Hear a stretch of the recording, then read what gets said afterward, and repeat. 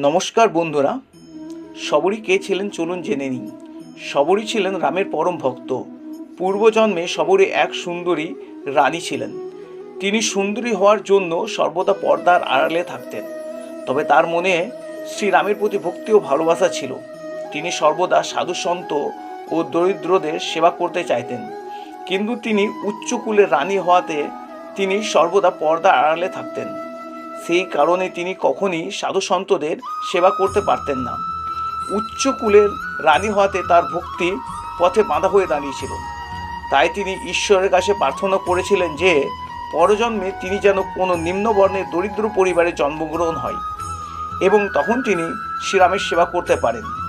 তাই পরজন্মে তিনি এক দরিদ্র পরিবারে সবর পরিবারে জন্মগ্রহণ করেন এবং সারা জীবন শ্রীরামের সেবা করেন। বন্ধুরা, ভিডিওটি যদি ভালো লেগে থাকে তবে অবশ্যই লাইক ও সাবস্ক্রাইব করবেন।